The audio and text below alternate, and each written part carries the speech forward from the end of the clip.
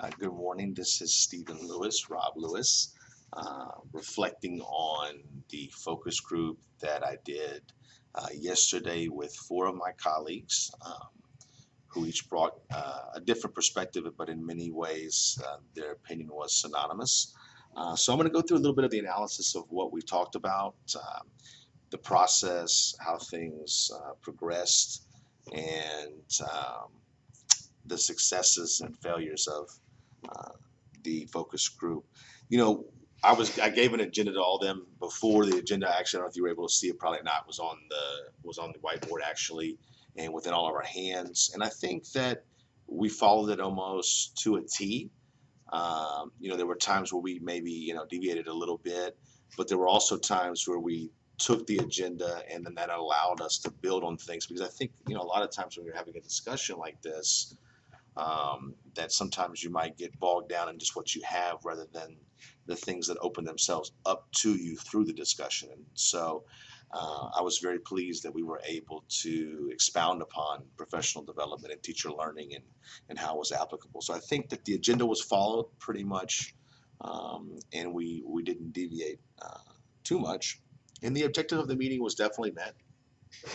The idea was to elicit opinions from people that were on the ground, from teachers, from fellow educators, and it was interesting to hear diverse perspectives because everybody was coming from a different subject, and it was enlightening to hear people's opinions and also confirming in a sense because some of these things go through your mind as well. Uh, when looking at the thing and the entirety, time management was good. In fact, we extended the conversation a little bit, but I felt that everything was in order, so to speak. And so the communication was effective. It was courteous. It was open and it was candid. And that's the nice thing about working in a small group, in a small focus group like this, especially when you have rapport with the group already. I think that is in itself is a freeing experience, and you want to get people's um, truthful opinions. I mean, I think many times when we work in a profession or in education, which can be very political in many senses, and in which you have a hierarchy that is sometimes more stringent and less flexible in its decision making, that you don't always get an honest opinion. So if you get in a group like this, it frees people from having to feel as if though there's somebody's watching over them and looking for a certain answer.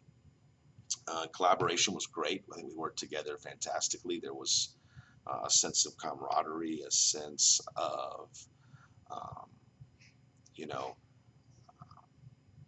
togetherness. Everything was building off of each other. And that was a nice kind of feeling when we were in there. And, when it comes to these things, listening is always difficult because I'm an opinionated person, but I really tried to give myself to the audience today. And then, in a sense, also comment when I thought it was necessary um, to kind of further the discussion and to motivate the discussion. Um, and there were a couple times, that we had to bring ourselves back. But I think that the majority of the time, the significant majority of the time was spent very much on topic and very relevant. Um, these are discussions that I think need to be had with administration. And one of the things that that often comes to bear is if you don't give a teacher, a person, a voice, if you don't empower people to have choice, just like our students. It's so funny. So many times I see us in education, we talk about these strategies for kids, and then for some reason we don't apply them to our teachers and to their growth and to their learning. And I think one of the things that we often talk about today when you hear about it is differentiation and choice. And I don't see that very often. I think in good districts, very, very strong districts where you have strong support systems, strong foundations, and strong funding, to be frank, that avails itself more. And then that breeds a culture of excellence because people are trying to learn, they're trying to grow, they're trying to better themselves, not in a sense of competitiveness, but in collaborative, uh, you know, competitiveness, if you will, in that sense. So I think those are good things. So I feel like as the discussion, went well, and I think it's important to highlight what was said a little bit before, moving forward, and frankly, it was a strong consensus. with the idea that you have to look to modeling, to strategic modeling, and to continuous modeling, because so often that we go to some of these sessions, at least for us here, and they're caught up in the theoretical, and I don't want to say esoteric kind of deal, but it's not applicable always to the classroom.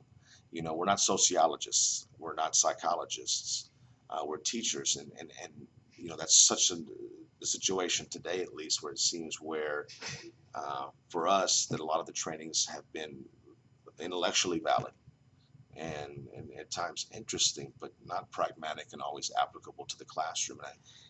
Then you take that, and the other thing that was heard quite a bit was making sure that it was tied into your content, content specific. There's best instructional practices, best instructional kind of stuff that can take place, and that's wonderful, and everybody needs that. That's something that needs to be reminded of. You need to continuously do. There's no doubt, but then you also have to tie that directly into your content. Um, and then lastly, I think we talked about giving autonomy and giving choice to our teachers and empowering them to make a choice. That was something that came up, and the fact that leadership has to emulate, has to exhibit, and also has to model these qualities. And sometimes, and many times, I think there's a disconnect. And if you look at it, research, it's one of the things I see quite a bit, is the inconvenience of leadership is that you have to build a team and you have to integrate people. And sometimes you have different perspectives. And so I just think a lot of times the little things that administrators can do um, are critical. And it's like building, it's in the same sense of building a team as a coach. You don't have the foundations of the team, everybody's not bought in. That's where the issues arise. And I think it deals with courtesy, professionalism, and in a sense, one of the things people talked about here was having a timely understanding of when a training was going to occur, and that doesn't always happen here. Sometimes you get an email the day before, which to me is unprofessional, and it's lacking in quality of leadership, and frankly, it's an indictment in a sense of your consideration for others and their professionalism by what you should show and what you should demonstrate. And I think leaders have to do that. I think you have to be considerate.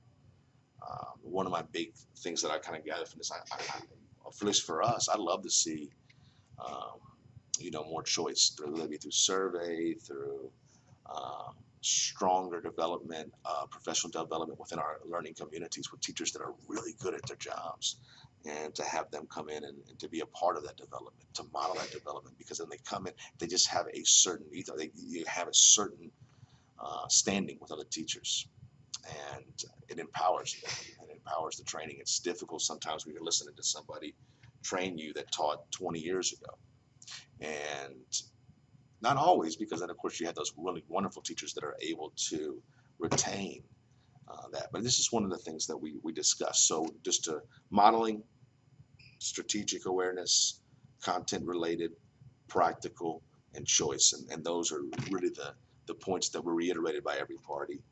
Um, I don't think there was anything shockingly surprising about what was revealed. I think everybody voiced a very similar opinion, which I think most experienced teachers and many experienced teachers have this perspective when they work with dysfunctionality, or when they've not been exposed to doing things the right way from time to time, or just the fact that teachers feel already overburdened.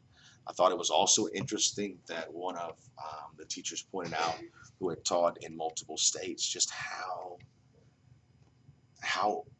test oriented we are, which I think in a way is an emasculation, and that's the correct word that you would use, of teachers. What I mean by that is you're taking away their creative power, you're taking away their expertise and their professionalism.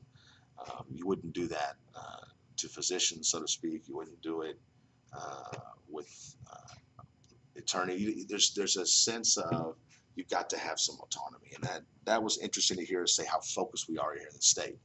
Um, I think just the biggest thing when the transformation from this information is just to remember to listen, because we often can forget that as leaders. I've been in leadership positions, and you've got to make sure there's collaboration. You've got to make sure that there's a voice for everybody. So all in all, I think everything went very well. I was very pleased, and felt very informed, and and quite enjoyed the conversation. I hope you did as well. Thank you so much, Stephen Lewis. Take care.